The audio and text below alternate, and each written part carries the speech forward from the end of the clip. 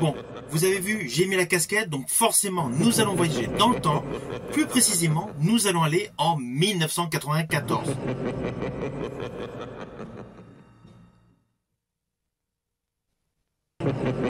Ne restons pas là.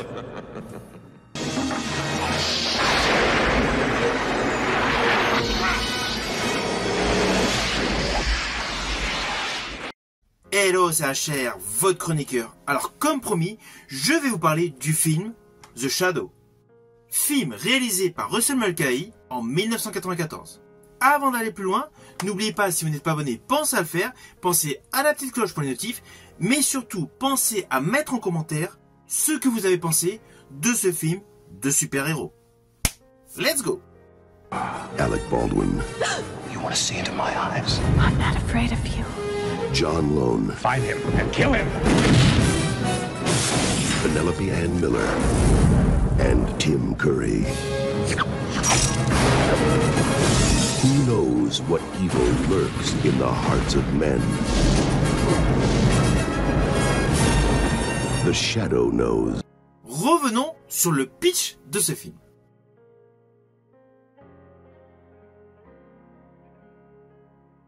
Le film met en scène Lamont Cranston, interprété par Alec Baldwin, un ancien criminel devenu justicier sous le nom de The Shadow. Il lutte contre le crime à New York avec l'aide de son réseau d'informateurs et de collaborateurs. Cependant, son ennemi juré, Shiwan Khan, interprété par John Lone, refait surface de son passé et menace de détruire la ville avec une bombe atomique. Bombe naturellement créée par le père scientifique de la femme élue du cœur du millionnaire Cranston. Alors ne vous inquiétez pas, je n'irai pas plus loin sur les lignes scénaristiques, vous me connaissez, je ne spoil pas. Mais ceci est l'entrée en matière de ce film de super-héros. Alors dans ce film, ce que j'ai préféré naturellement, c'est le rire glaçant de The Shadow. Il fait flipper. L'histoire est assez conventionnelle. Un grand méchant va vouloir détruire la ville, ok. Mais la grosse particularité du personnage de The Shadow est son origin story.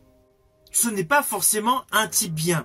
C'est quelqu'un de très sombre. De ce fait, avec les méchants, dans le pulp, dans la BD, il est beaucoup plus violent. Et je pense que cela a causé la perte de succès de ce film. Car in fine, le personnage The Shadow est un super-héros très sombre, très dark. Il n'hésite pas à tuer les méchants. Et la version de Russell Mulcahy est largement aseptisée. Alors ça ne gâche aucunement le plaisir de regarder ce film. Mais ce film s'en retrouve beaucoup plus léger, beaucoup plus familial. Si vous ne connaissez pas le pulp, ce n'est pas du tout gênant. Mais lorsque on connaît la BD, forcément le film paraît un peu plus doux que la nature profonde de ce justicier masqué. Alors oui, il y a de très belles séquences avec une musique poignante, une musique en totale adéquation avec chaque scène. Je ne vous cache pas que j'ai apprécié ce film. C'est pour ça que j'ai lu le bouquin inspiré donc du scénario de David Koepp et que j'ai en collection le DVD. Mais ce film fait partie des rares films où j'estime qu'un remake serait nécessaire. Lorsqu'on pense au dernier Batman réalisé par Matt Reeves, toute la noirceur qui se dégage dans ce film correspond davantage à la noirceur qu'impose le personnage de The Shadow. Personnage emblématique qui a séduit de nombreuses générations aux États-Unis. D'ailleurs, n'oublions pas le passé de ce personnage dans les pulps.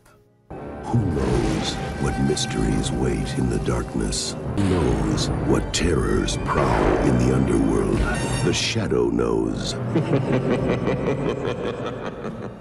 Alors tout d'abord, sachez que le film The Shadow est une adaptation d'un comics de Walter Brown Gibson, né le 12 septembre 1897 à Philadelphie, plus précisément en Pennsylvanie. Ainsi, Walter Brown Gibson est un auteur de nombreux pulps. Mais lorsqu'il a créé le personnage The Shadow, il l'a fait sous un pseudonyme, Maxwell Grant, à travers de nombreuses nouvelles et des romans de 1931 à 1949.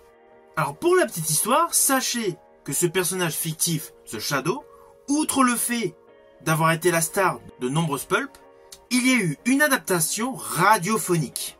Et côté film, avant celui de Russell Mulcahy, Il y en a eu plusieurs, notamment Les Fantômes du Cirque sortis en 1937 et Les Fantômes du Cirque sortis en 1940. Ainsi, au fil des décennies, ce personnage a attiré de nombreux fans. Pourquoi? Tout simplement parce qu'il relate les aventures d'un super-héros qui combat la criminalité avec de la magie.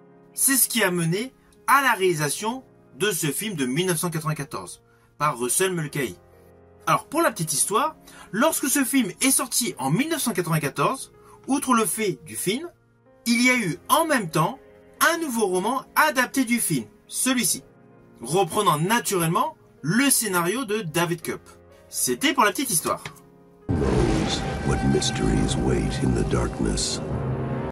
Alors pour la réalisation de ce film, le réalisateur Russell Mulcahy fut choisi. Lui qui avait brillé en 1984 avec Razorback, récidivé suite à l'appel des sirènes d'Hollywood en 1985 avec Highlander, porté par Christophe Lambert et Sean Connery, suivi en 91 d'Highlander 2, toujours avec Christophe Lambert et Sean Connery, Ricochet en 91 avec John Lithgow et un certain Denzel Washington, polar extrêmement percutant, un film plus à l'anglaise en termes de style, Blue Eyes l'année suivante, et l'affaire Karen McCoy en 93 avec Val Kilmer et Kim Basinger.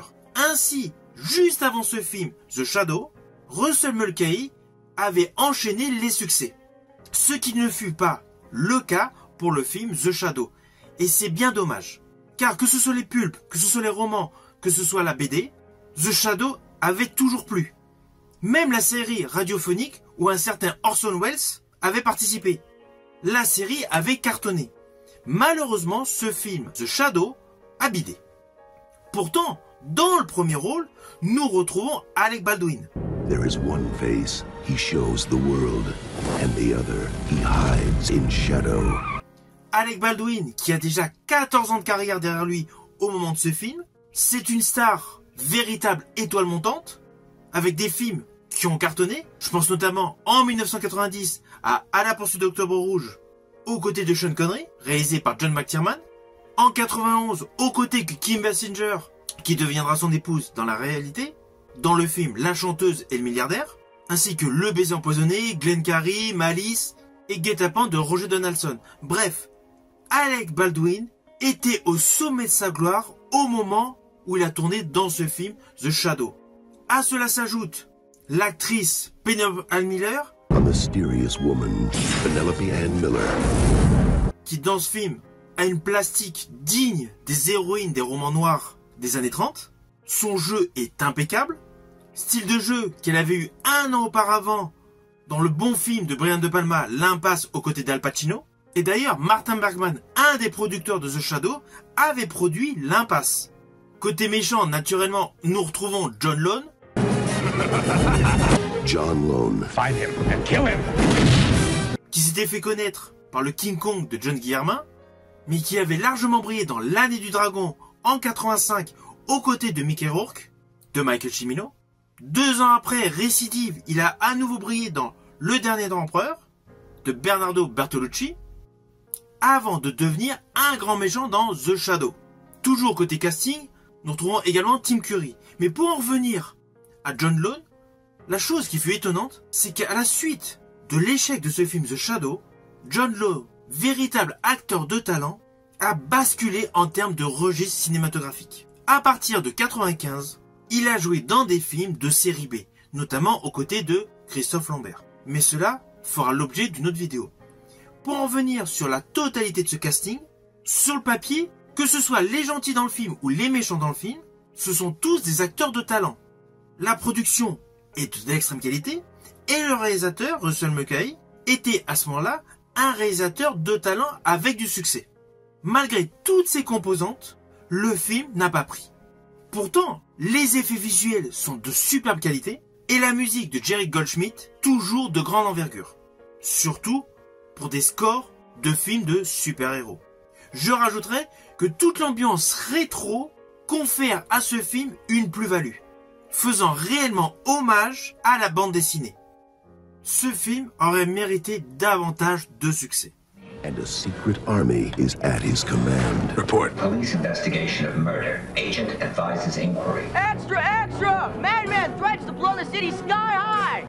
Ah oui, avant de conclure, je tiens à préciser une petite chose. Avant que le choix se porte sur le réalisateur Russell Mulcahy, il y a eu pléthore de propositions de réalisateurs, notamment Sam Raimi, le fameux papa d'Evil Dead. Celui-ci avait une vision très sombre du personnage de Shadow. De ce fait, il avait été écarté du projet. Mais cela n'empêche pas que celui-ci a réalisé par la suite un autre film de super-héros portant le titre Darkman. Film qui a réussi et d'ailleurs il y a eu une trilogie. Courant le mois de janvier, j'en ferai une vidéo. Who knows what evil lurks in the hearts of men? The Shadow knows. Alors au final, naturellement, c'est un film que je vous invite à découvrir. Il est disponible sur YouTube, il est disponible en Blu-ray et DVD, et également disponible en vidéo à la demande. Ce n'est certes pas le plus grand film de super-héros, mais c'est un film qui mérite d'être connu. Certains le considèrent comme un nanar, moi j'estime qu'il fait partie des pépites oubliées du cinéma. Et je rajouterais même que le côté BD dans ce film est mis en exergue. On n'est pas du tout dans un traitement extrêmement sérieux. Et rien que ce fait rajoute une motivation supplémentaire pour le découvrir. Si vous avez aimé ma vidéo, n'oubliez pas petit pouce vers le haut, pensez au partage. Quant à moi, je vous proposerai un nouveau voyage dans le temps.